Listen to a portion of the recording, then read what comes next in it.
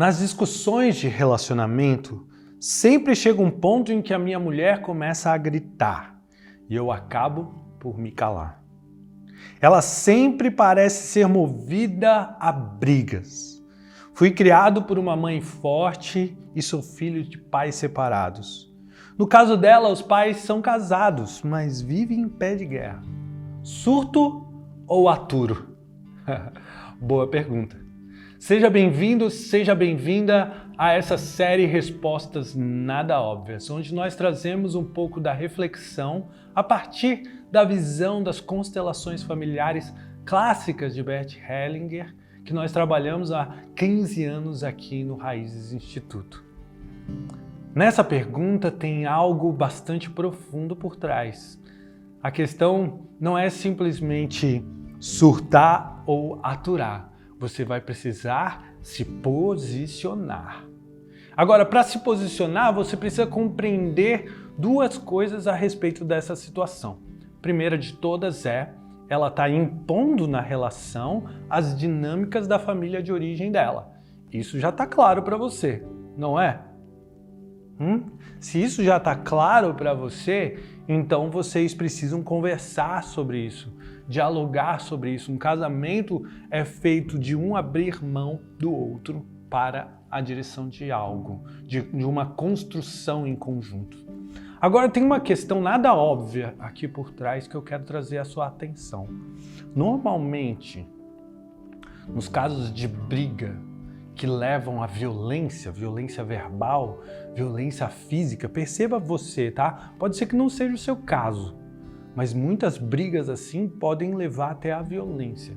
Quando eu sou casado com alguém que é violento, normalmente as constelações familiares mostram que existe uma dinâmica interna da vítima de violência ter um olhar na direção da morte. Alguém do seu sistema familiar que morreu de forma trágica e inesperada e que a família não conseguiu enlutar. E existe inconscientemente dentro de você um desejo de se direcionar àquela criança, àquela morte. Então o parceiro violento, muitas vezes ele está tentando te manter em vida, acordado com aquelas brigas todas, porque ela vê uma direção, um movimento, ela vê inconscientemente um movimento em direção ao desânimo e à morte dentro de você. Ela não tem consciência, mas isso pode estar atuando. As duas coisas juntas, tanto a dinâmica da família de origem, como essa dinâmica da sua família de origem, de estar direcionado para a morte de alguém, olhando no seu coração, olhando para a morte trágica de alguém do seu sistema familiar. Como que isso se revela? Se revela atrás de um desânimo, de uma pouca força em direção à vida, a sonhos, a realizações, a conquistas.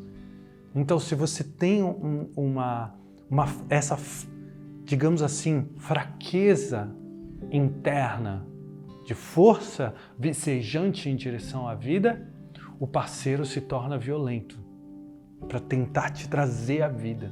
É claro que não funciona, né? E essa dinâmica de violência apenas gera um ciclo cada vez mais e mais perigoso para ambos.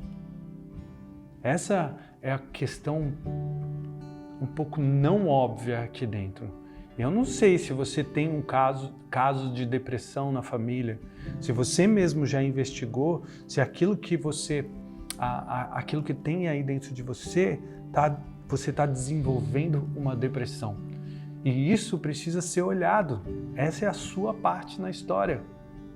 Então você vai precisar se posicionar com ela no nível interno. Essa posição eu preciso acordar para a vida. Eu preciso me conectar aos meus sonhos, às realizações, quais são os meus objetivos de vida. E lutar por isso. E quando as brigas... Porque uma briga entre casal não necessariamente é ruim. A relação entre duas pessoas tem muitos confrontos, muitos conflitos. Isso é absolutamente normal nas relações. Nós somos pessoas diferentes, tentando construir algo juntos, cada um lutando por aquilo que acha melhor. Então essas discussões são comuns e são saudáveis desde que não haja violência e abuso. O abuso pode ser verbal, psicológico, físico, financeiro, né? E isso precisa estar atento, tá bom? Se ela está te chamando para briga, digamos assim, você precisa se posicionar. Se posicionar. E o seu posicionamento começa olhando para a sua própria vida. Quais são os seus objetivos, seus sonhos e aquilo que você quer conquistar com os seus dons e habilidades.